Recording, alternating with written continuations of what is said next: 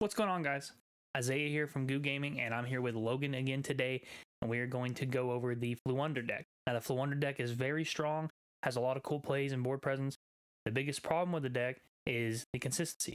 I don't know if we fix the consistency problem, but I think this build we have is definitely a very strong contender to play this in the format, and I think you can play this deck and do very well with it and be able to secure some tops.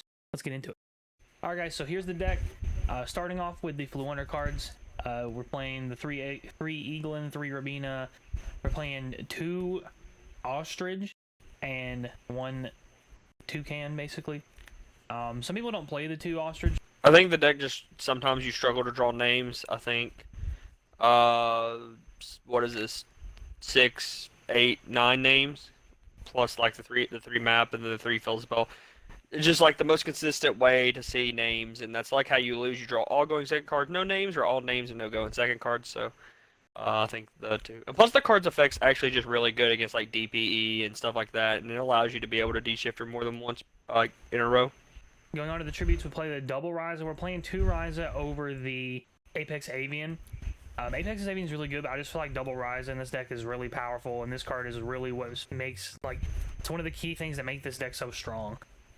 Yeah, the card's really good with Mystic Mine, because like obviously you can keep putting it back in your hand every turn, so you just have no board, and you can just slowly out at all their cards and lock them under a draw step, so they're not getting a card to out your mine every turn. So even game 2 and 3, it's really good. As well as if they stop your Ryza, you want another Ryza in the game, because if they stop your Ryza with like Gamma or like Imperm or something and then destroy it, you definitely want a way to be able to have access to another Ryza. We probably should have included Apex Avian in the side deck. That may have been a little bit of an oversight for like stuff like Evenly Match and stuff, but Evenly Match isn't like super popular right now. But that is something to consider. And then we play the 1 Impin. This card's very strong, but I don't think you need more than 1 outside of like your main board with Impin. You don't really need a second one. It's not as strong as the second Ryza is. You can recycle Impin too by banishing it and then adding it back with Toucan. Then obviously we play the Barrier Statue. It's a 1-of. There's no reason not to play this card.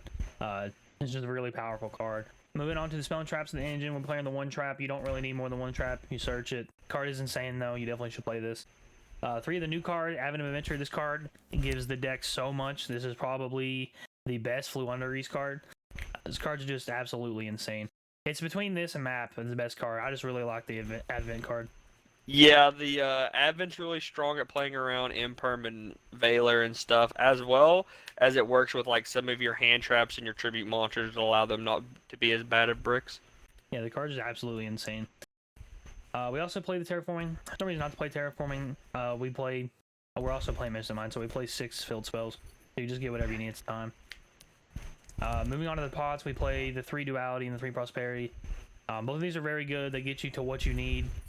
It's basically 6 copies of Duality because you don't really care about your extra deck in this deck. Yeah, Prosperity's super strong, especially with a card like Mystic Mine. The fact that you can draw that, get to that on your turn and still like it be really powerful as a going second card, super strong. Moving on to our going second cards, we're going to start with Book of Moon. Some people have cut Book of Moon, but I really like this card in this deck. It's a offensive and a defensive card. You can use it to protect your effects of your FLOOWANDEREEZE cards, and it's also just an Omni Negate bait out. Yeah, it works really well with Mystic Mine as well. It's also good going first and second, but like usually most decks right now only end with the 1 Omni Negate. If you can just Book a Moon, they have to negate it or let it resolve, whichever one you're fine with, and then as well as DPE, and then you just activate Mystic Mine. This deck plays really well under Mystic Mine, and like that's kind of like the focal point of the deck right now, I think. Yeah, we do play 3 Mystic Mine. Now, Mystic Mine obviously has got worse with the Brave stuff coming out and me getting rid of it, but this deck just plays Mystic Mine so well. Yeah, not only that, but it's actually really good if you set up the Ryza board, like on your opponent's turn, with Mystic Mine, because they go to do the play where they go to equip their Draco spell, and you can just use Ryza, bounce the token, the equip spell goes to the grave, and if they don't have another out in their deck, they're just going to eventually lose to Mystic Mine because you're going to bounce your Ryza and they can't use any monster effects. And we play 3 Imperm. It's just a really good hand trap, and it's very good as like the 6th card you draw. So like if they do have the Omni Negate, so we're talking about the Book of Moon, it's really good to draw it on your 6th card and still activate it.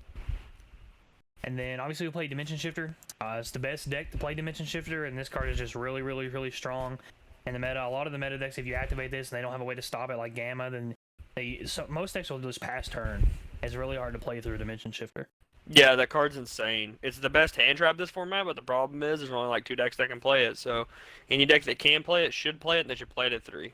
And the last card in the deck is DD Crow. DD Crow is really not that bad this format. I like this card a lot, but it's also searchable in your deck. You can search it off Robin. You can also use it with Advent of Adventure. I don't think you should play more than one of it because it is searchable, but I think it's a very strong card to play in your deck. Yeah, the most time this comes up is you want to search it to out your opponent's DPE, because DPE is pretty good against this deck. To out their Mystic Mine and the map. So having a searchable out to DP in your main deck and your control deck is really nice. Another thing to note is a lot of people don't play going second cards in this deck, like hand traps and everything, but we're choosing to play the Imperms and the DD Crow. The DD Crow obviously because it's searchable, but the Imperm is a hand trap you can play that you can play under Dimension Shifter. A lot of people don't want to play like Ashes and everything because you're playing D Shifter, but you gotta have something for going second. That's why another reason why we're choosing to play Book of Moon, because it's a going first card, but you can also use it to bait out the negates that you couldn't stop the turn before, even though you're playing Dimension Shift. Moving on to our side deck, we have 3 Lancia. This card is just too good this format not to have in your deck. Obviously, your cards do banish and everything, but if you get this card out and you're able, or you get to go second and you get to use this card, it's just really, really strong, because then you're just going to break their board and just set up for a successful win. Yeah, it conflicts a little bit with your deck, like if you draw it later in the game, but like the decks you're siding in against, it's so much better against their deck than it is your deck. Like, it's okay that you don't get to recycle 2 of your birds, because eventually you can banish them with Stree and then add them back slowly. And then we play the 3 Nib. You really need a card that's going to keep the Rorodon decks in check. This card is very good against that. You obviously can't play this card going first, but if you're going second against a Rorodon deck, I would definitely throw this card in. Then we play 3 Dark Ruler. Any deck that's going to put up multiple Omni negates. Same thing with the Book of Moon. This is just going to, get rid of the negates so you can just play out your hand. I think it's a very strong card, and it should definitely be in your side deck in this deck. It's also, for evenly matched, this is really good against a lot of decks right now with PK, with Eldritch and everything.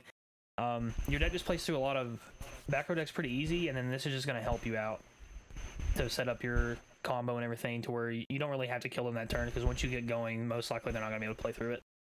Yeah, like a lot of the decks right now aren't really playing a lot of like hard negations like Strike and stuff. They're playing more either Floodgates or like Imperms and stuff, or like Fogblade, and your deck can play through those pretty easily with Book of Moons, your Advent, and as well as just like regular like Torrential and stuff isn't that great against your deck, so you can ground through most of the back row. And then we're playing Harpy's Featherstorm. Harpy's Featherstorm is just a really, really strong card, and most of your cards are win Wing Beast monsters, so like you just negate any effect you want to. I think this card is really, really good. Yeah, it's just like a flood, like it's just another Floodgate. That's all it is. Like if they out your barrier statue, cool. They still are VFD'd for monster effects, basically. And then as a 16th side card, we have Apex Avian. I think this card is really, really strong.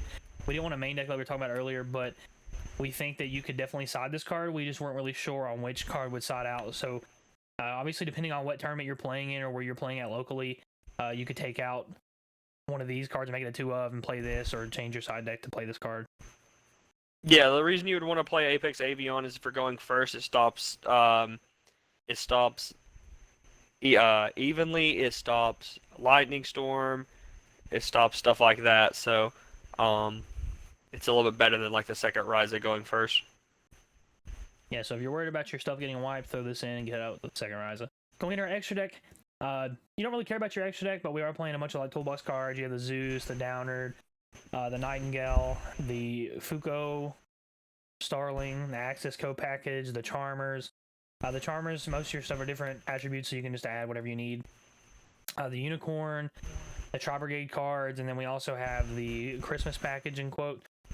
People are still playing Maximus, and if they Maximus you, you just hit them with it, you summon a Mechaba. So I think it's just really, really strong, but again, you don't really care about your extra deck too much, so if you want to play something that's not here, just throw it in. You can find something to cut for it. Yeah, for sure. None of the cards are like needed or whatever, but the cards I would include are like the Zeus cards and then like the Tri-Brigade cards, just because they're really easy to make if you have a bunch of birds on the board that you haven't used their effects that turn. Yeah, the big toolbox cards. I would definitely play some kind of way to make Zeus and the Access Code stuff and the Tri-Brigade stuff. But between like the Charmers and the extra stuff, you could definitely, if you have something you want to play, you can just throw it in there. So guys, that is our take on Floowander for this format currently. Like I said, the deck is very, very strong. Just the consistency problems are the issue for the deck. If anyone can figure out how to make this deck super, super, super consistent, it's probably going to be one of the best decks, like top tier. I definitely think this deck is very strong and able to take over a tournament if you play it really well and you open really well. But let us know what you think. Let us know if there's something we're missing that we definitely should try out in the deck. Other than that, I hope you guys have a wonderful day. Thank you. Make sure you like, comment, subscribe. Hope to see you guys in the next one. Peace. Hey guys, thanks for watching our video. If you like what you saw, make sure you check out our most recent video here and our most recent vlog here. We appreciate your feedback. Make sure you like, comment, subscribe, and share. We hope you guys have a wonderful day. Peace.